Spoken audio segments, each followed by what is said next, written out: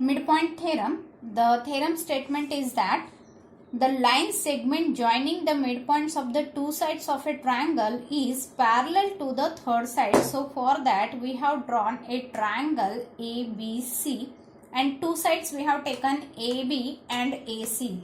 So E is the midpoint of AB and F is the midpoint of AC. So line joining the midpoints, it will be EF. Okay.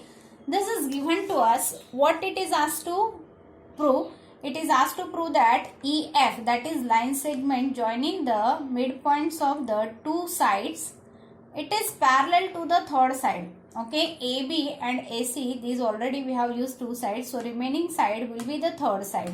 So we have to show that EF is parallel to BC. In NCERT textbook, the theorem statement is given that much only, but further we can show that EF is half of the BC. Okay. So what will be the full statement? The statement will be the line segment joining the midpoints of the two sides of a triangle is parallel to the third side and it is half of the third side. So EF is half of the third side, means BC. Okay, for that we have done the construction. We have drawn a line passing through C in such a way that it should be parallel to AB. Okay, and EF, if it is produced extended, it should cut that line at point D. Okay, so we are going to get here EDCB like that. Okay, now in a proof, we have to consider first these two triangles. In these two triangles, easily we can see that these are the vertically opposite angles. Okay, we have drawn already, these are parallel and this is the transversal. So this angle and this angle will become alternate interior angles and F is the midpoint of this side. So AF will be equal to CF. So in this triangle, these two triangles, we can see that by ASA, we can show these two triangles are congruent, and they are, if they are congruent, then their corresponding parts must be equal. So what are the corresponding parts? Corresponding parts will be AE and CD. Okay, and EF will be equal to DF. Okay, AE will be equal to, from here you can see, AE will be equal to CD and EF will be equal to CF. This is all two statements are by CPCT. Okay, but already we know that A is equal to B because this is E is the midpoint. Okay, and we have shown now A is equal to CD. So from these two statements we can write down that CD is equal to BE.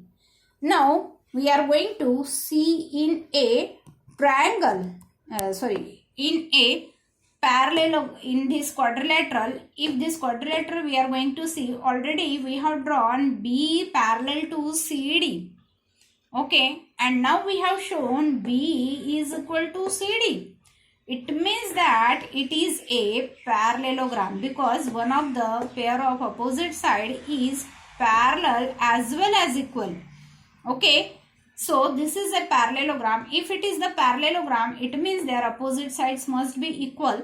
So what equal as well as parallel. So we can say that ED is parallel to BC as well as ED is equal to BC. So already first part we have shown, that is ED means parallel, ED is parallel to BC, it means EF is parallel to BC.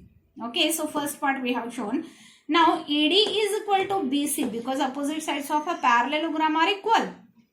Okay, but what is ED? ED is nothing but twice of EF. So twice of EF will be equal to BC, or we can say EF will be equal to half of the BC. So this way you can write down the proof of this theorem and you can complete it. Now theorem 10th, its a statement is a line drawn through a midpoint of one side of a triangle parallel to the another side bisects the third side. So what is given here? A line drawn through the midpoint of one side of a triangle. Okay, any one side of a triangle parallel to the another side, that is already given. So in given we are going to write down E is the midpoint of one side, that is AB of the triangle, and it is already given that EF is parallel to BC. So what we want to show, bisects the third side, that we want to show. Bisecting the third side. Okay, here AB and BC already we have used, so third side will be AC. So we want to show that F is the midpoint of AC. Okay, here also you have to do the same construction as we have done in midpoint theorem. Okay, so we are going to draw CD is parallel to BE. Now here again you have to consider the triangle AEF and triangle CDF. Now in these two triangles we can see that this is parallel, AB is parallel to CD, and this is the transversal. These two lines are parallel and this is the transversal. It means this angle, okay, and this angle, they will be alternate interior angles and it will be equal. Okay, same way these are the two parallel lines and this is the transversal. So we can say that this angle and this angle, they will be alternate interior angles. Okay. Now what is remaining? The side is remaining. So you can show AE is equal to CD, because AE is equal to EB, and we know that it is forming the parallelogram. So EB will be equal to CD, because these are already given parallel. By construction we have made this parallel. So EDCB is a parallelogram, and hence easily you can show that this side is equal to this side. So you can show these two triangles are congruent by ASA. If they are congruent, then their corresponding parts. Corresponding parts means AF. Okay, that should be equal to CF. AF is equal to CF. It means what? F is the midpoint, and that one only we want to prove.